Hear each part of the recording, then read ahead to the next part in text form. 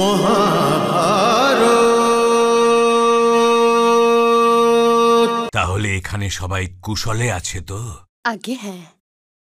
আপনি এটা কি করে জানতে পারলেন জ্যেষ্ঠ তাতশ্রী যে আমার এই সময় আপনার সহায়তার এত প্রয়োজন আছে? আমি একলাই বসেছিলাম। আমার মনে হলো যেন মাতাশ্রী সামনে দাঁড়িয়ে আমাকে বলছেন যে পুত্র বিদুরের কাছে যাও। এখানে এসেই জানতে পারলাম তোমাকে ধৃতরাষ্ট্র ডেকে পাঠিয়েছে।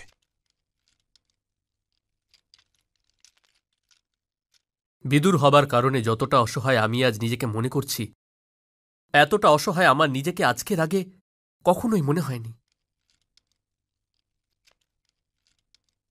এমন কি বলে ফেলেছেন জ্যেষ্ঠশ্রী? তোমাকে কতবার বলবো যে ওনাকে জ্যেষ্ঠ শ্রী নয় মহারাজ বলে ডেকো। কেন?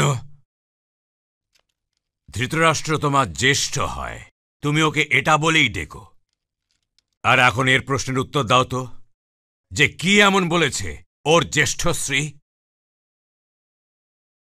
মহারাজ আমাকে আদেশ দিয়েছেন যে আমি ওনার দূত হয়ে গিয়ে হস্তিনাপুরের সর্বনাশকে আমন্ত্রণ করতে ইন্দ্রপ্রস্থ চলে যাই।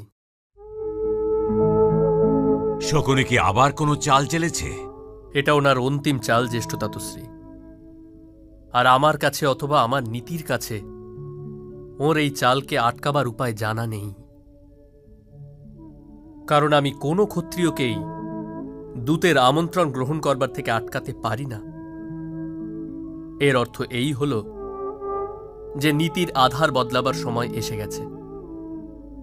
ব্যক্তির মতন নীতিরও একটা আয়ু থাকে জ্যেষ্ঠ তাতশ্রী। এই জ্ঞান তো আমি আজকেই পেলাম।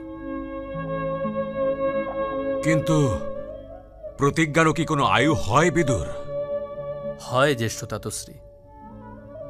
প্রতিজ্ঞার আয়ু সেটাই হয়ে থাকে যেটা প্রতিজ্ঞাবদ্ধের হয়ে থাকে। কিন্তু আমি হস্তিনাপুরকে রক্ষা করার প্রতিজ্ঞা করেছিলাম বিদুর। না জ্যেষ্ঠ তাতশ্রী, আপনি হস্তিনাপুরকে সাক্ষী মেনে এটাও বলেছিলেন হস্তিনাপুরের রাজ সিংহাসনের উপর যেই বসবে তার মধ্যে আপনি পিতাশ্রীরই ছবি দেখবেন। আমি এটাই বলেছিলাম। কিন্তু তোমার কাঁধের ওপর তো বিদুর কোনো প্রতিজ্ঞার বোঝা নেই, তাই না? তুমি ধৃতরাষ্ট্রের সংবাদ যুধিষ্ঠিরের কাছে নিয়ে গিয়ে এটা বলবে না, বলবে না, আদেশ দেবে যে যেন পাশা খেলার এই আমন্ত্রণকে অস্বীকার করে। আমি হস্তিনাপুরের দূত হিসেবে ওখানে যাচ্ছি। আমি মন্ত্রীর মর্যাদাকে ভঙ্গ করতে পারবো না জ্যেষ্ঠ তাতশ্রী। হস্তিনাপুরের দুর্ভাগ্য এটাই হচ্ছে বিদুর, যারাই ওর শুভাকাঙ্ক্ষী, ওকে ভালোবাসে, ওকে পূজা করে, ওরা সবাই মর্যাদার কোনো না কোনো বন্ধনে বেঁধে রয়েছে আর অসহায় হয়ে আছে। বুঝতে পারছে না যে সংকটের এই সময় এই নগরী সহায়তার জন্য কার দিকে তাকাবে। এখন বুঝতে পারছি যে মাতাশ্রী আমাকে তোমার কাছে কেন পাঠিয়েছেন।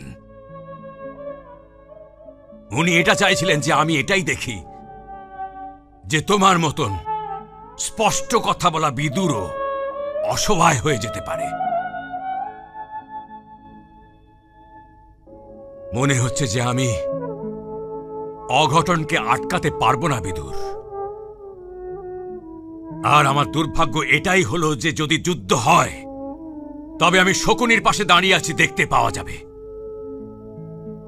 ভগবান, আমার ভাগ্যে কি এই অপমান লেখা হয়ে আছে?